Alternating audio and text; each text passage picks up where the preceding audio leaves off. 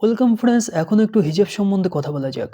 হিজাব নিয়ে আপনারা যে সমস্ত জিনিসপত্রগুলো ১ম এ সবার মাথাতে ভেসে ওঠে সেটা হচ্ছে একটা মহিলা সে আলখাল্লা টাইপের একটা ফুল বডি ঢেকে আছে এরকম একটা পোশাক।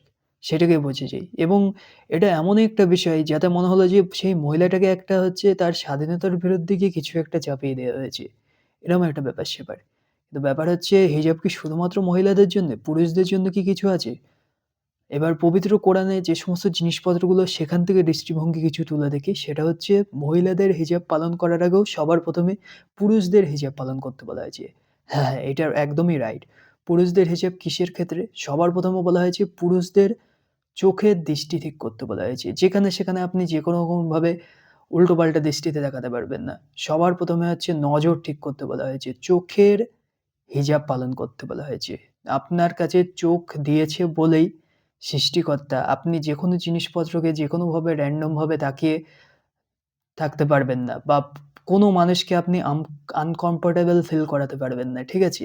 এটা সবার ১ম হিজাবটা এখানে বলা হয়েছে। চোখের দৃষ্টি ঠিক করতে হবে। 2nd বলা হয়েছে মুখের কথাবার্তা। মুখের কথাবার্তা বলতে হচ্ছে কোনো একটা পুরুষ মানুষ যেকোনো মহিলাদের সাথে যেকোনো রকমভাবে যেকোনো র‍্যান্ডম ভাবে কথাবার্তা বলতে পারে না। যেকোনো রকমভাবে হচ্ছে তাদের সঙ্গে হচ্ছে অসৎ কথাবার্তা থেকে শুরু করে ফ্লার্টিং করা এটা ওটা সেটা যেকোনো ধরনের কনভারসেশন কন্টিনিউ করতে পারে না। সেখানে হচ্ছে তাদের কথাবার্তার ভেতরে একটা সংযত রাখতে হবে। অনলি কথাবার্তা তুমি বলতে পারো যেকোনো রকমের প্রফেশনাল ওয়েতে, প্রফেশনাল ভাবে যদি কোনো জিনিসপত্র দরকার হয়, সেইরকম সূত্রেই কোনো একটা মহিলার সাথে তোমার কথা বলাটাকে হচ্ছে অ্যালাও করা হয়েছে। আদারওয়াইজ কথা বলার ক্ষেত্রে একটা বড়সড় হিজাব বা বড়সড় পর্দা টেনে দেয়া হয়েছে। সেটা থেকে বিরত থাকতে হবে। তো এরকম ধরনের কিছু জিনিসপত্র আছে যেখানে হচ্ছে মহিলাদের আগেও পুরুষকে হিজাব পালন করতে হবে।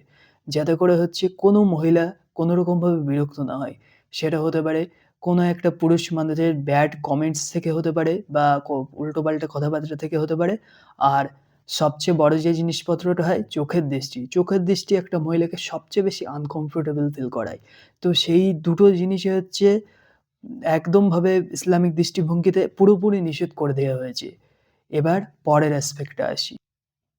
তো এবার পরের অ্যাসপেক্টটা হচ্ছে মহিলাদের হিজাব সম্বন্ধে। মহিলাদের হচ্ছে বলা হয়েছে যে একটা ওড়না যেটা হচ্ছে মাথার চুল, আ গলা এইসবগুলো ঢেকে যাবে। তো এই ওড়নাটার ওই অংশটুকুকেই হিজাব বলা হয়। তারপরে সেই ভদ্রমহিলা যেকোনো শালীন পোশাক পরতে পারে। তারপরে সে চুড়িদার পরতে পারে, শাড়ি পরতে পারে, যেকোনো একটা পরলেই হলো তার কালচার অনুযায়ী। তো আপাতদৃষ্টিতে বা মোদ্দা কথা এটা হলো যে মাথার ওড়নাটা যেটা চুল ঢেকে রাখবে একটা বড়সড় ভাবে ওড়নাটা যেভাবে জড়ানো হয় সেটাকেই হিজাব বলা হয়। উপরের ওই অংশটুকু। আর বাকি তার সঙ্গে যেকোনো পোশাক মানানসই যেকোনো কালচারের শাড়ি হতে পারে, চুড়িদার হতে পারে বা অন্যান্য যেকোনো ভদ্র ঘরের মহিলারা যেকোনো যা পোশাক পরে সমস্ত কিছু অ্যালাউড। সেটা হচ্ছে যেকোনো রকম। সেটাতে সে হচ্ছে স্কুলে যাবে, সে চাকরিতে যাবে, কোনো অসুবিধা নেই।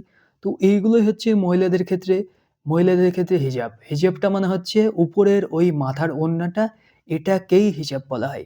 আর এখন আমরা যে হচ্ছে একটা অতিরঞ্জিত ভার্সন তৈরি করেছি, উপর থেকে নিচে পর্যন্ত একদম একটা সেই মানে আলখাল্লা টাইপের পোশাক যেটাতে হচ্ছে পুরোপুরি তাকে হচ্ছে মানে বেঁধে রাখবে একদম কিরকম টাইপের মানে একদম দমবন্ধ হয়ে আসা টাইপের সেরকম জিনিসপত্রগুলো একদমই হিজাবের ভেতরে অন্তর্ভুক্ত ছিল না।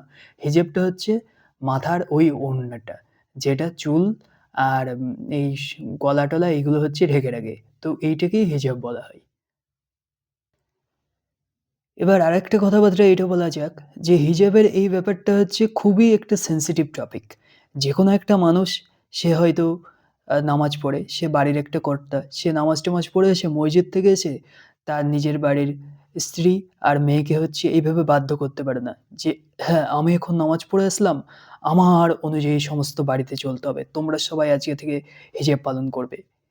এটা কখনোই হচ্ছে ইসলাম প্রেসক্রাইব করে না। কারণ আমাদের প্রফেটের সময় প্রফেট মোহাম্মদ সাল্লাল্লাহু আলাইহি সাল্লামের সময় তেনার যখন হচ্ছে ওহী নাজিল হচ্ছিল, সারা জীবনে ২২ থেকে ২৩ বছরের একটা রাফ জীবনে ওহী নাজিল হয়েছে। সেই জীবনের ভেতরে ১৬ থেকে কি ১৭ নম্বর বছরে এসে হিজাবের এই সমস্ত আয়াতগুলো নাজিল হয়েছে।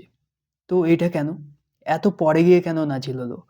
অন্যান্য অনেক কিছুর বিধান আগে চলে এসছে। হিজাবটা এত কেন পরে হলো? কারণ হিজাবের জন্য প্রত্যেকটা মানুষের একটা মানসিক প্রস্তুতি থাকা দরকার। এবার হচ্ছে সৃষ্টিকর্তা প্রত্যেকটা মানুষের হচ্ছে মন আগে পরিবর্তন করে, তারপরে হচ্ছে তার বিহেভিয়ার চেঞ্জ করে। অ্যাকশনটা পরে হয়। আগে ভিতর থেকে মানুষটাকে চেঞ্জ করা হয়, ইন্টারনালি মানুষটাকে একটা পরিকাঠামো তৈরি হয়, তারপরে সেই মানুষটা অটোমেটিক্যালি সেইভাবে চেঞ্জ হয়ে যায় বা ওইভাবে অ্যাকশন ওয়াইজ সে জিনিসপত্র করতে থাকে। তো সেইভাবেই সেখানকার ভদ্রমহিলারা যারা ছিলেন, তারা তো অতিরিক্তই একেকটা পায়াস সেই সমস্ত লেডি যারা আমাদের মায়েরা ছিল, নবীজিদের স্ত্রী বা সাহাবাদের স্ত্রী, তাদের ছেলেমেয়েরা, মেয়েরা, তারা তো তারপরেও তাদের ক্ষেত্রেও হিজাবের এই আয়াতটা অত পরে নাজিল হয়েছিল কারণ সবাই মানসিকভাবে প্রস্তুতি নিচ্ছিল। তো সেখানে আমাদের এখানে এখন বর্তমান সময়ে সবাইকে সবাই যদি ইন্টারনালি ব্যাপারগুলো হচ্ছে বুঝতে পারে, তাহলে এই যে মাথার উপরে যে ওড়না নেয়ার ব্যাপারটা অতটাও কঠিন হবে না। তো এটাই বলার যে কেউ হচ্ছে জোর করবে না, কোনো হিজাবের কে বাধ্য করবে না, তাহলে ব্যাকফায়ার করবে। হয়তো এটাই হচ্ছে হিতে বিপরীত হয়ে যাবে। সেইজন্য এ হিজাব is a personal choice but হিজাব একটা শালীনতা রক্ষা করে। আর সবার ১ম এ পুরুষদের হিজাব পালন করা উচিত, মহিলাদের নয়। পুরুষদের চোখের দৃষ্টি ঠিক রাখতে হবে। পুরুষদের হচ্ছে কথার ভেতরে সংযত রাখতে হবে।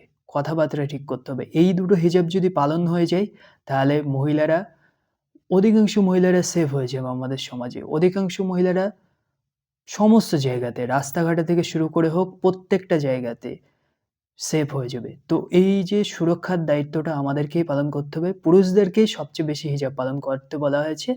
আর মহিলাদের তো হিজাবটা হচ্ছে একটা ওড়না যেটা মাথাতে ওই যে চুল ওইগুলো ঢেকে রাখে ব্যাস ওটাই। আর তাছাড়া একটা ভদ্রমহিলা তারপরে সে চুড়িদার, শাড়ি যেকোনো ভদ্র শালীন পোশাক তার কালচার অনুযায়ী পড়তে পারে। তো হিজাব সম্বন্ধে আমার এই কথা বা বক্তব্য বলার ছিল। সো সবাইকে thank you very much and wish you all the very best.